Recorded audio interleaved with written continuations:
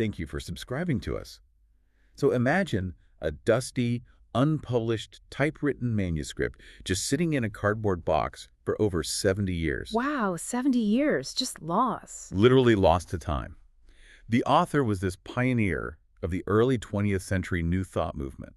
Her name was Florence Shinn, and she passed away in 1940. And for decades, her final thoughts were just completely gone. Right. But then, out of nowhere, in 2012, this antiquarian bookseller uncovers the text. And it's not just the manuscript. Attached to it is this literal message in a bottle for the future.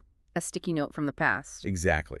It was a note explicitly requesting that this work be sent to a woman named Louise Hay. Which is, I mean, it sounds like the plot of a mystery novel. The sheer improbability of that is staggering. Yeah. For those who, might not know, Louise Hay became this monumental figure in the whole self-healing and personal development world in the late 20th century. Right, she's huge. Yeah, huge. And the fascinating part is she heavily credited Florence Scovel Shinn's early writings as, the foundational influence for her entire life's work.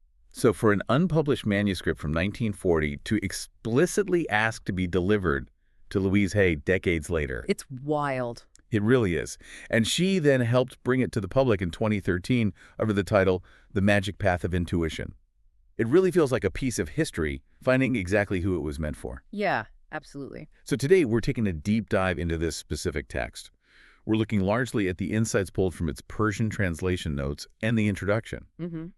And our mission for this deep dive is to extract the core insights about how we actually interact with our own minds. We're looking at intuition, the mechanics of faith, the sheer power of the subconscious, and, how our deeply held narratives physically alter our realities. And I think we're examining this because Shinn's century-old advice, it operates like a remarkably clear manual for the human nervous system. Oh, that's a good way to put it. Right. Because we live in an era of just unprecedented chronic distraction. Yeah, for sure. We are constantly assaulted by algorithmic anxieties, endless comparisons, just total information overload. So what she offers, concepts like the radioactive power of words or using the broom of the mind, they aren't just these quaint historical ideas. They're practical. Exactly. They are psychological armor for today. Well, let's start building that armor, I guess, by looking at how Shinn views the basic operating system of the mind. She sets up this brilliant foundational metaphor for how we interact with our desires and our intuition. She writes, prayer is your phone call to God, and faith is God's phone call to you. It's a beautifully clean analogy, but, we really need to look at the psychological mechanics beneath it. Okay, let's unpack it. So in her framework, prayer is not defined as begging or pleading from a place of desperation, because desperation implies a total lack of control. Right. Instead, she defines it as an earnest request, like a clear, unapologetic articulation of an intention or desire. That's the outbound call. That is the outbound call. But the critical failure point for most of us is the second half of that equation. The faith part. Yeah, faith. She says faith is the act of actively listening and receiving the answer. And that answer, Shinn argues, almost always arrives through the subtle, quiet vehicle of your subconscious mind or your intuition. It's funny you mention the subconscious because she illustrates this with a really curious scenario. She describes a woman who suddenly finds herself buying all these really dense, expensive religious and spiritual magazines. Right, yeah. And on a conscious level, this woman had zero interest in theology. She wasn't trying to become a scholar or anything, but she just kept bringing them home. Which is so interesting. It is. And the interpretation in the text is that her conscious mind wasn't actually making the choice. Her subconscious was aggressively demanding to elevate her spiritual awareness. It was making an outbound call. Exactly. Because of a deeper, unrecognized need. Which brings up a massive friction point in human behavior. Think about how often we make our own calls. We ask for a solution to a complex problem at work, or, we ask for clarity in a failing relationship. We clearly state the intention, but almost the moment we make that request, we slam the receiver down. We hang up. We hang up. We do not wait for the answer. We let our analytical minds, which are, let's be honest, fueled by anxiety and past trauma, we let them override the quiet incoming signals of our intuition. We ask for a breakthrough, and then we spend the next 10 hours stressing about the impossibility of the breakthrough. Yes, we literally jam our own phone lines with static. That makes perfect sense. You terminate the connection. You cannot receive an intuitive insight about a relationship if your conscious mind is loudly cataloging every single mistake your partner has made over the last 5 years. the bandwidth is completely consumed. Precisely. So Shinn actually provides a very specific, actionable technique to bypass this conscious static, especially when we're feeling stuck. Oh, I love this part. Yeah, she suggests that right before you fall asleep, you should ask yourself a single specific question. And that is, show me how to use tomorrow's opportunity. Just that. Just that. You don't try to answer it. Yeah. You just ask it, and then you immediately go to sleep. And this is where early 20th century intuition intersects perfectly with modern neuroscience. Really? How so? Well, when you're falling asleep, your brain transitions from the fast-paced beta waves of waking consciousness into the slower alpha and theta waves. Oh, the relaxing waves. Exactly. Your conscious critical defenses, the part of you that says, this won't work, or I don't have the money or the resources, that part starts to power down. So the bouncer takes a break. Yeah. By framing your final waking thought as an open-ended directive, you are entirely bypassing the critical faculty and handing a task directly to the subconscious. I really want to dig into the actual mechanism here, because a lot of people hear this and they think, well, that just sounds like basic feel-good positive thinking. Right, the whole good vibes only thing. Exactly. Yeah. But to me, it feels less like magic and more like setting a search engine query. Okay, I like that. Like if I type how to use tomorrow's opportunity into a search bar right before bed, and I hit enter, the servers are grinding away while my laptop is closed. Yes. And when I wake up, the results page is loaded. Am I off base with that analogy? Your search engine analogy is exactly how the brain's reticular activating system, or the RAS, functions. RAS? Yeah, the RAS is this bundle of nerves at our brainstem, and it filters out unnecessary information so only the important stuff gets through. Your brain is processing millions of bits of sensory data every single second. Oh, wow. Yeah, if it didn't filter it, you would literally go mad. So the RAS is the bouncer at the door of your consciousness. So it decides what gets VIP access to my conscious awareness. Exactly. And you are the one who gives the bouncer the VIP list. Oh, I see. If you go to sleep obsessing over how terrible your job is, you program the RAS to look for threats and miseries. You will wake up and immediately notice the frustrating traffic, the rude barista, the typo in the email. Because that's what I told the bouncer to look for. Right. But if you program it with the query, show me how to use tomorrow's opportunity, your subconscious spends the entire night consolidating memories and forming new neural associations based on that specific prompt. Wow. So when you wake up, your RAS is actively scanning your environment for pathways, conversations, ideas that match the parameters of opportunity. You are keeping the phone line open. That reframes the whole concept of intuition. I mean, it's not a magical voice from the sky. It's literally the result of giving your brain's pattern recognition software the correct prompt. Exactly. But okay, what happens when that software encounters a virus from the outside world? The external static. Yeah, because Shinn writes about encountering a pessimistic friend on the street. And we all know this scenario. You walk outside, you're feeling great, you say, "What a beautiful day." And your friend immediately goes, "Are you kidding?" Right, the weather is miserable, the economy is collapsing, and by the way, that hat you're wearing is ridiculous. Yes, the classic energy vampire. Exactly. Well, the human brain is highly susceptible to emotional contagion. We have these mirror neurons that literally simulate the emotional states of the people around us. Oh, so we physically feel their bad mood. Yeah, when your friend dumps their negativity, your nervous system actually wants to match it. What Shinn emphasizes here is the concept of mental protection. You have to recognize that their mood is an external stimulus, not an internal mandate. She actually talks about blessing your enemies, which sounds incredibly noble, maybe even a bit passive. It does sound passive at first. But when you look at the mechanics of it, it's actually a highly aggressive defensive strategy. Oh, totally. It's about transforming the bad into good inside your own mind to protect your subconscious programming. Like, if I let their comment about my hat ruin my entire day, I've just allowed their negativity to rewrite my search engine query. You've accepted their malware. Yes, I've accepted the malware. That is the perfect way to look at it.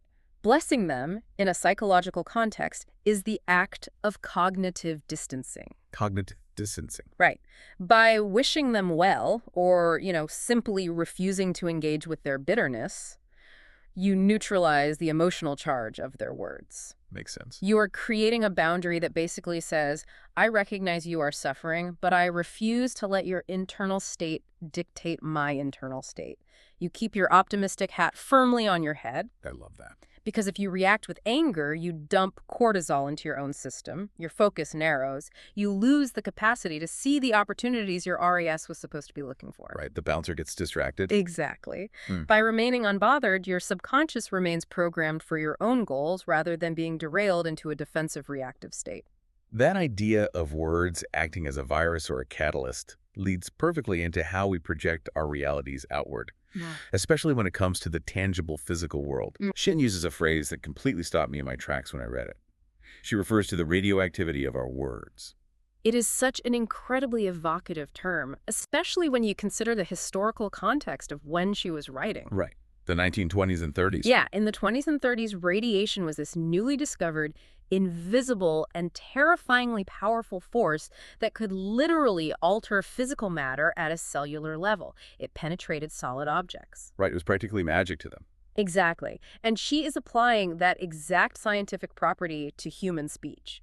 Well, the core tenet she lays out is pretty stark. She says gratitude increases blessings and ingratitude destroys them. Plain and simple. Yeah. And to illustrate the radioactive power of speech, there's this haunting story in the text about a wealthy woman who owned a stunning, incredibly expensive string of pearls. I remember this one. But whenever she talked about these pearls, she had this bizarre linguistic habit. She would hold them and say, "I eat these pearls." Ugh, that phrase. Right. What she meant was that they were her absolute final financial safety net. Like, if she lost everything, if she was totally destitute, she could always sell the pearls to buy food. So she'd say, "I eat these pearls." We really have to unpack the psychological weight of that specific phrase. Because she wasn't expressing gratitude for the craftsmanship of the jewelry or, the abundance of wealth that they represented. No, not at all. She was verbally projecting a future where she was impoverished, desperate, and literally forced to consume her own assets just to survive. Wow. She was operating from a profound, deep-seated mindset of scarcity. And according to the timeline in the source, that is exactly the reality she manifested. Her fortunes turned, she actually lost all her wealth, and she literally had to sell off the pearls, bead by bead, just to afford groceries. It's tragic. Her radioactive words slowly poisoned her reality. But, and this is my question, how does that actually happen? I mean, does the universe hear her and say, "Okay, let's make her poor"? No, it's not about a cosmic punisher. It is about the mechanics of the self-fulfilling prophecy and linguistic relativity. Linguistic relativity. Yeah, the words we use repeatedly literally shape the neural pathways in our brain. If you constantly articulate a narrative of impending doom like, "I eat these pearls," your brain begins to view your entire environment through the lens of threat. So you start acting differently. Completely. You stop taking healthy financial risks, you become overly conservative, or conversely, you make desperate, poor decisions because you are operating from a state of chronic anxiety. You panicked. Exactly. You miss the open doors because your eyes are totally fixated on the emergency exit. Money, in Shinn's sphere, is a material sign of freedom, but its flow is tied to our internal alignment. Which implies that we can bolt the doors shut with our own vocabulary. Exactly. When you verbalize fear, you are instructing your subconscious to prepare for disaster. And a mind prepared for disaster will often subconsciously engineer one just to prove itself right. So our spoken words alter our behavioral pathways. That's clear. But Shinn also advocates for physical actions to solidify this alignment. And this is where I really need you to clarify something for me. Okay, let's hear it. So the text suggests going out and intentionally buying a new bag, or even just a nice new pen, and calling it your magic bag of faith or your magic pen that will hold your future wealth. Right. Now, I have to be honest. If I go out and buy a fancy leather briefcase and call it my magic bag of wealth, doesn't that cross the line into pure delusion? Isn't that just magical thinking? It is a completely valid pushback. I mean, on the surface, if we look at it entirely literally, it sounds exactly like magical thinking. Right. The leather of the briefcase does not have mystical properties that summon dollar bills. Glad we agree on that. Right. But if we examine this through the lens of behavioral psychology, what Shinn is describing is the deliberate creation of a somatic anchor. A somatic anchor. Okay, so is it similar to an athlete's pre-game ritual? Like a tennis player bouncing the ball exactly 3 times before a serve? That is the exact mechanism. The 3 bounces don't alter the aerodynamics of the tennis ball. No. But the physical action, paired with deep intentionality, signals the brain's nervous system. It says, it is time to execute the perfect serve. It triggers a cascade of focus and muscle memory. Oh, I see. So when you buy a physical object like a bag and you designate it as a receptacle for future success, you are making a tangible physical commitment to an invisible belief. You are taking the abstract concept of faith and giving it physical mass. Precisely. The text clearly states that faith without action is dead. An internal belief is fragile, you know. It can be easily blown away by a bad mood or that pessimistic friend we talked about. Like the friend who hates my hat. Exactly. But a physical action, spending money, making space in your home, carrying a specific object, that proves to your subconscious that you actually believe the intention you set. It makes it real. It primes your brain to look for the opportunities that will fill that bag. It shifts your posture, your confidence, and how you interact with potential clients or employers. There's another story in the text that highlights this flow of abundance versus hoarding. A woman loans a friend $100, which at the time was a very significant sum. Yeah, that's a lot of money. But she gave it freely, without anxiety. And soon after, she mysteriously received several $1,000s from an entirely unexpected source. Right. Because when you hoard resources in fear, when you grip your money tightly because you are terrified of losing it, you are operating from a zero-sum mentality. Scarcity again. Yes. You are signaling to your nervous system that the world is a dangerous place with limited resources, and that chronic stress limits your cognitive flexibility. Wow. When you give freely, you are signaling to your subconscious that there is an abundance of resources. It drops your cortisol levels, widens your perspective, and it actually allows you to spot the non-obvious opportunities that lead to the return of that wealth. So if we take this and apply it right now for the listener, it requires a ruthless audit of our daily vocabulary. Oh, absolutely. Like, how often do you jokingly tell your friends, oh, I'm completely broke? Or, you look at your savings account and you label it your emergency hospital fund. Right. By naming it that, are you effectively putting out a subconscious purchase order for a medical emergency? Are you unknowingly eating your own pearls? It really forces us to realize that casual self-deprecation is never truly casual to the subconscious mind. That's scary. It is. The subconscious does not understand sarcasm. It takes your words as literal blueprints. Well, this brings us to the visual aspect of those blueprints, which is actually the core of the book's title, The Magic Path of Intuition. Yes, let's talk about the vision. Shinn introduces a concept regarding our inner vision. She says, what you see with your inner eye, you will soon see in reality. And to manage this inner vision, she offers the metaphor of the broom of the mind.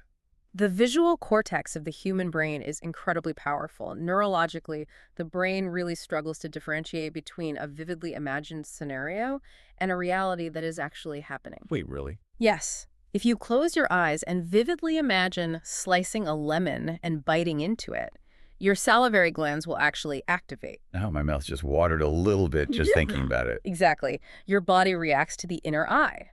So Shinn's broom of the mind is a mental tool meant to vigorously sweep away the mental images of lack, anger, and specifically the pervasive imagery of being a failure. I appreciate the metaphor of a broom because it implies maintenance. Right, it's active. It isn't a one-time vacuuming. Dust constantly settles from daily life, so you have to pick up the broom every single day. You do. She explicitly instructs us to take the word failure completely out of our mental dictionary and to literally paste the word success over it. Which is easier said than done. Exactly. I want to stress test this. Yeah. How do we do this practically when reality is aggressively harsh? Right. If you just got fired or your business went under or your car engine blew up on the highway, how do you just casually paste the word success over a blown engine? Well, if you try to simply paste a happy sticker over a blown engine while you are standing on the side of the highway, you are engaging in toxic positivity. Which doesn't work. No, which is a form of psychological denial. The broom isn't about denying reality. The approach here relies on a rule of nature presented in the text. We never lose something we genuinely need without getting something of equal or greater value in return, provided we maintain our inner poise. Provided we maintain the poise, that is the variable. Exactly.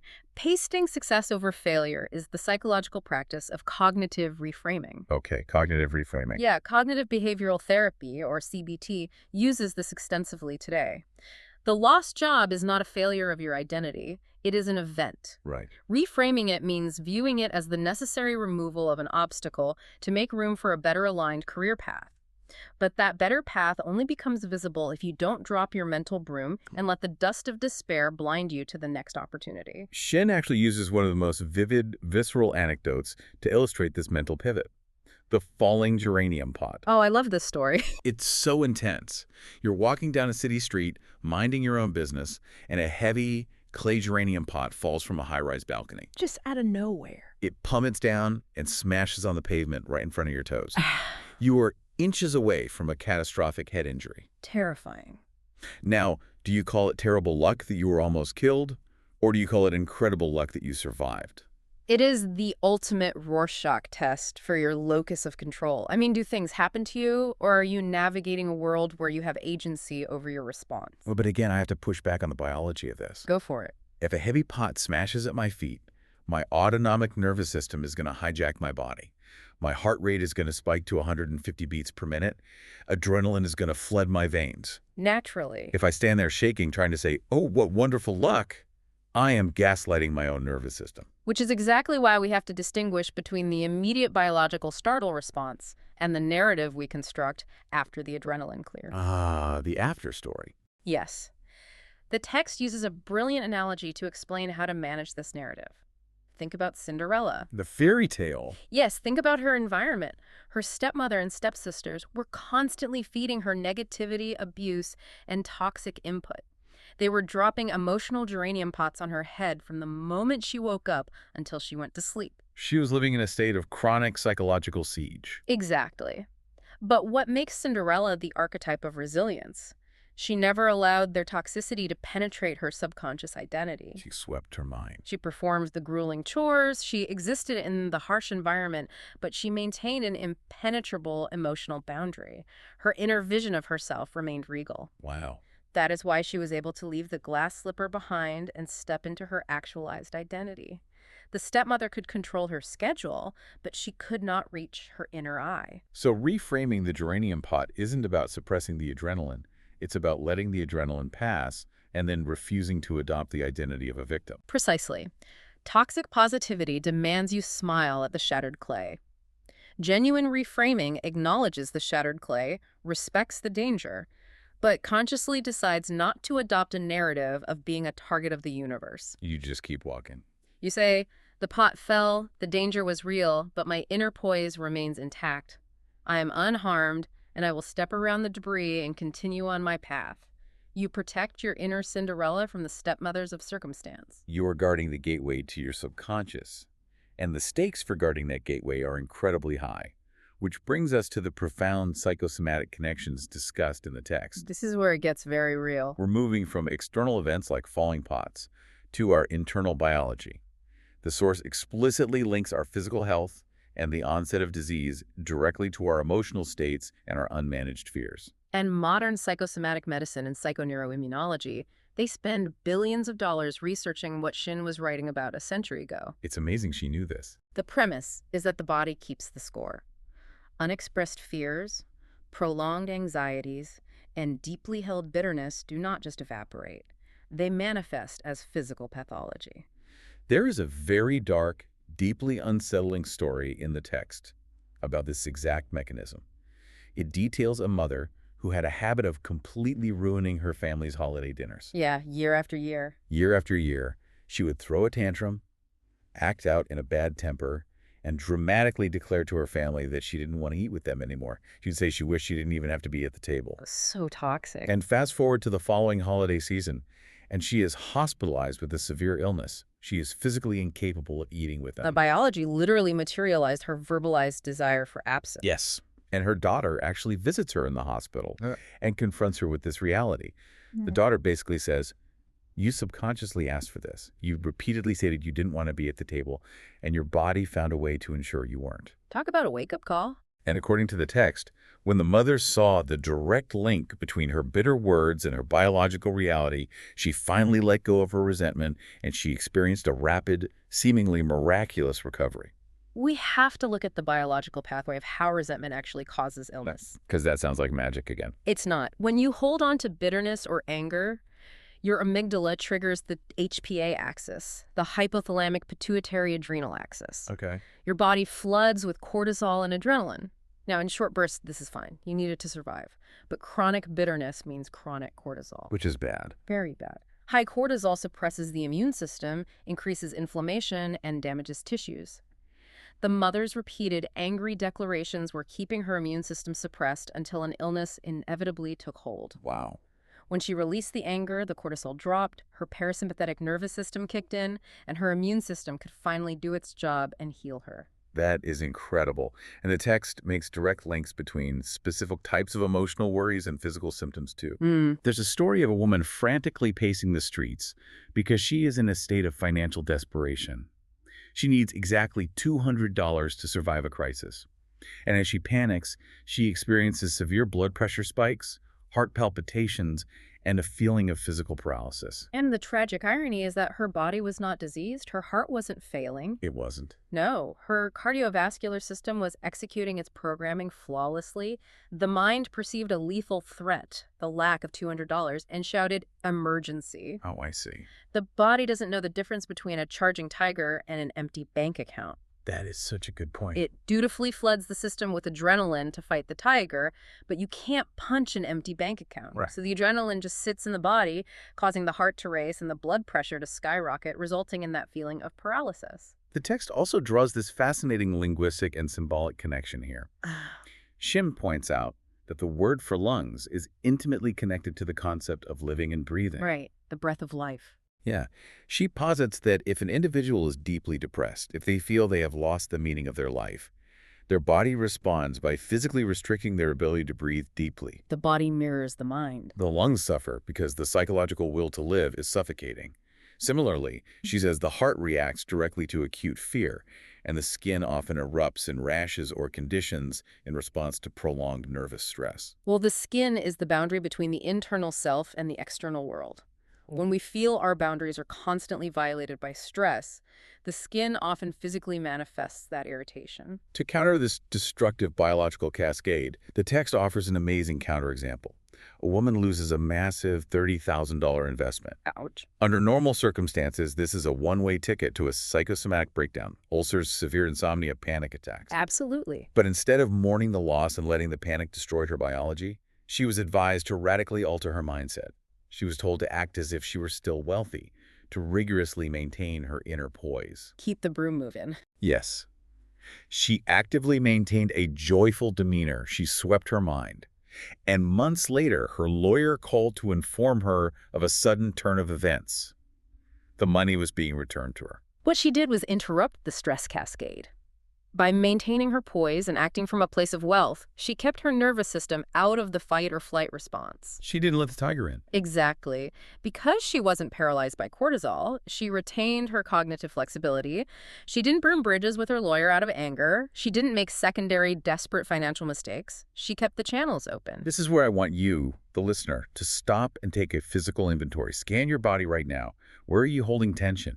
Good exercise. Is your jaw tightly clenched? Are your shoulders creeping up toward your ears? Do you suffer from a chronic stomach ache that no doctor can quite figure out? The text is asking you to consider the root cause. Are those purely mechanical aches or... Right. Or are they the physical manifestation of an unhandled fear? Is your lower back pain actually the physical weight of financial anxiety? Is your tight, restricted chest actually unexpressed anger at a family member? The body keeps the score. Shinn gives a piece of advice that sounds almost too simple. She says, instead of crying, laugh to get healthy again. It sounds reductive until you look at the neurology of laughter. Laughter is the ultimate physiological reset button. Really? Just laughing? Yes, it stimulates the vagus nerve, which is the superhighway of the parasympathetic nervous system, the rest and digest system. A genuine laugh instantly lowers cortisol, releases endorphins, and signals to the brain that the environment is safe. Wow. It literally sweeps the mind of the threat response and allows the body to return to homeostasis. Which perfectly sets up the final and perhaps most difficult theme of our deep dive. You cannot laugh genuinely if you are not present. That is so true. Shinn makes a bold, uncompromising claim here. If you want your dreams to come true, if you want to harness your intuition, you must live entirely in the moment. The present tense. The present is the only valuable time. Living in the regrets of the past or the anxieties of the future is fundamentally useless for manifestation. It is the bedrock of nearly all mindfulness and wisdom traditions, but Shinn frames it through the specific mechanics of intuition. How so? Well, we talked about the phone call to God earlier. Intuition only rings in the present tense. If your conscious mind is entirely occupied by a mistake you made a decade ago, or paralyzed by a hypothetical disaster that might happen next year, Yeah. you are not home to answer the phone. You missed the call entirely. Exactly. The text shares a really sweet, simple anecdote about a student who desperately wanted a nice watch. He was broke, he didn't have the money for it, but the author told him with absolute certainty that he would have one soon. Okay. The key to the story is the student's reaction. He didn't start obsessing over how he would get it. He didn't stress about the timeline or start scheming. He internally accepted the reality of owning the watch in the present moment. He felt it. He cultivated the feeling of having it now, and soon after, entirely unprompted, a friend simply gifted him a beautiful watch. The operative word there is acceptance. In Shinn's philosophy, acceptance is the crucial first step that collapses the timeline. Collapses the timeline. Right, because when you say, I will be happy when I finally get the watch, you are affirming a current state of lack. You're telling your subconscious, I do not have enough right now. You're projecting it into the future.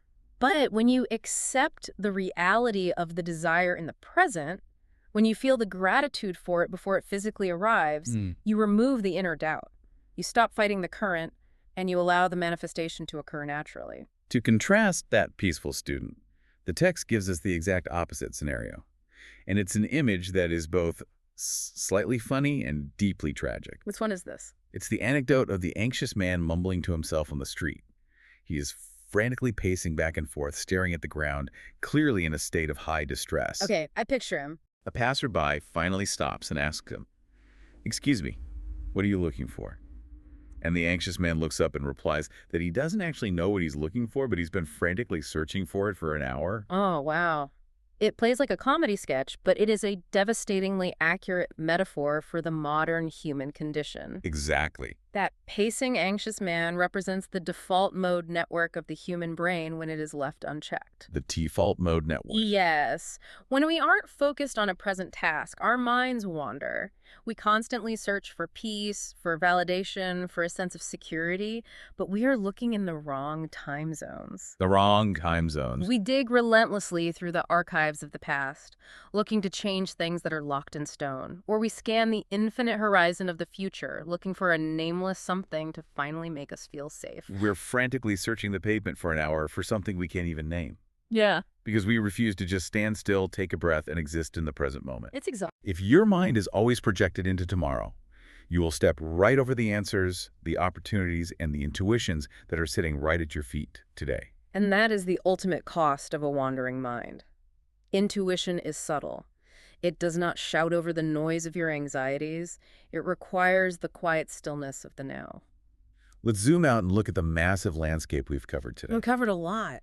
We started by defining the actual mechanics of the divine phone call, understanding that prayer is the clear, unapologetic request, and faith is the active, quiet listening for the answer through our subconscious. Right. We explored the reticular activating system and how asking for opportunity before sleep primes our brain's search engine.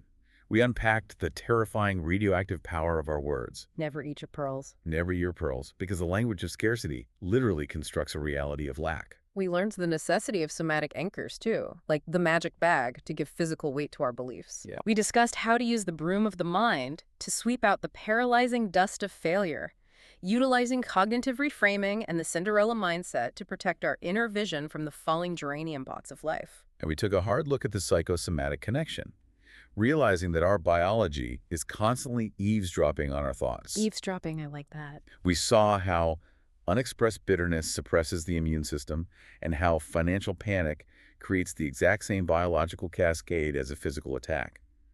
We learned that we must heal our thoughts to heal our bodies. Absolutely. And finally, we anchored ourselves in the absolute present, the only time zone where the quiet voice of intuition actually speaks. The application of this for you, the listener, requires active, relentless vigilance. You have to observe the actual words you use over the next 24 hours. Just listen to yourself. Listen to yourself when you text your friends, when you talk to your partner, or even when you just mutter to yourself in traffic.